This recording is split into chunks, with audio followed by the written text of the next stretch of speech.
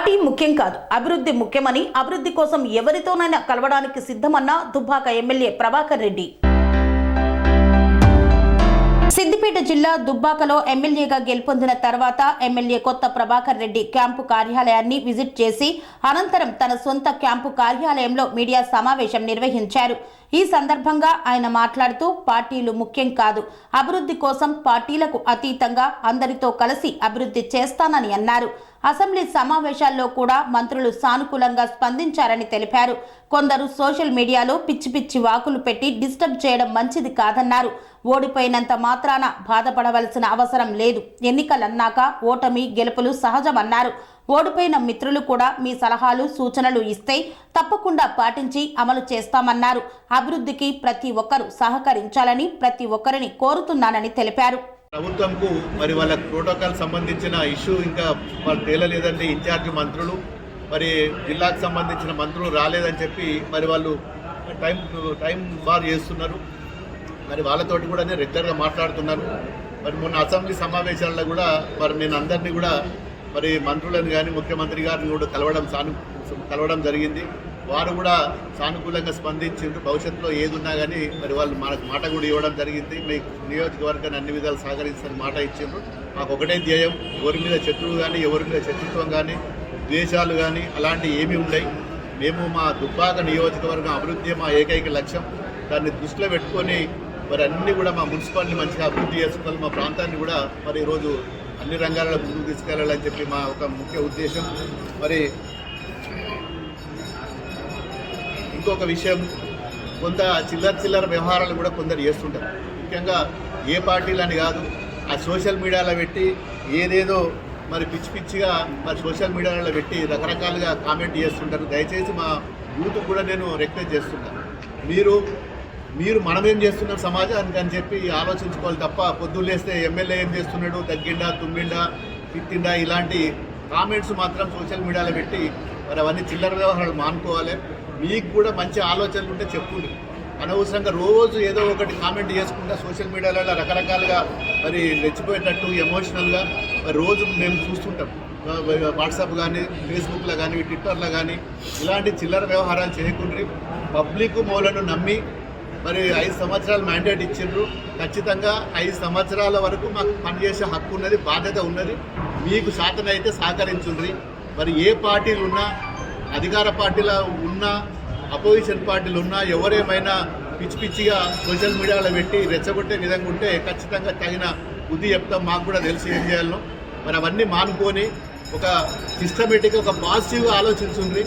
First మేము సమాజానికి ఏం చేస్తున్నాం, మా పేరెంట్స్కి ఏం చేస్తున్నాం, మా పిల్లలకి ఏం చేస్తున్నాం, మా కుటుంబాన్ని ఫస్ట్ మీ కుటుంబాన్ని చక్కదిద్దుకొని తర్వాత సమాజం మీద పడుంది. నేను వాళ్ళకు కూడా మరి నేను రిక్వెస్ట్తో పాటు డిమాండ్ కూడా చేస్తున్నా. మరి ఇంకొకసారి ఈ పిచ్చి కూతలు వాట్సాప్లలో ట్విట్టర్లో ఉంటే మాత్రం సహించేది లేదు. దాని మీద ఖచ్చితంగా యాక్షన్ తీసుకుంటాం. ఇప్పటి వరకు ఏం జరిగిందో జరిగింది.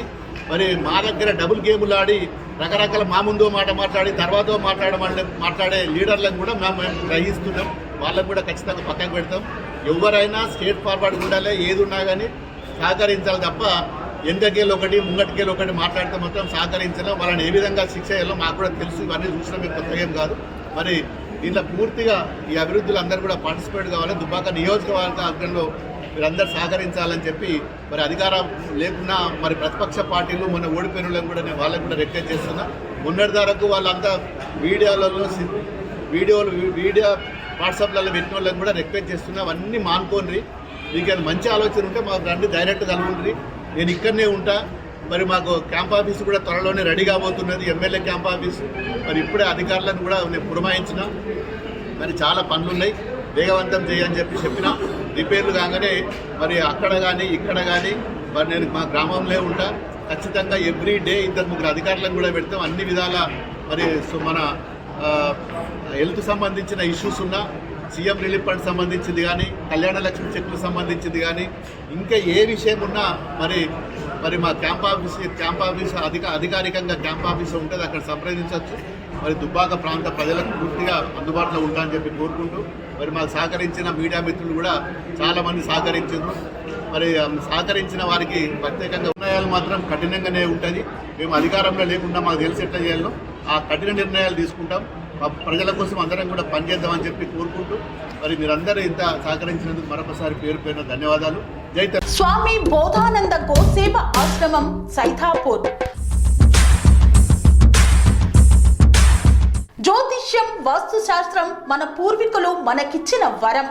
దుర్గాదేవి, కాలభైరవ ఉపాసనతో వాక్సిద్ధి పొందిన శ్రీ శ్రీ బోధానందగిరి స్వామివారు మీకు ఎలాంటి సమస్యలున్నా, వాటిలో ముఖ్యంగా ధన నష్టం, ఆరోగ్య నష్టం, భార్యాభర్తల మధ్య గొడవలు, ప్రేమించుకున్న వారు దూరం అవడం, ఎన్ని సంబంధాలు వచ్చినా పెళ్లి ముడి పడకపోవడం, రోడ్డు ప్రమాదాలు, అప్పుల బాధలు, వ్యవసాయంలో నష్టాలు, పెద్దల మాట పిల్లలు వినకపోవడం, ఆరోగ్య శాంతి, గృహశాంతి, మనశ్శాంతి లేకపోవడం, ఇలాంటి సమస్యలు ఉన్నట్లయితే ఒక్కసారి స్వామీజీని కలవండి.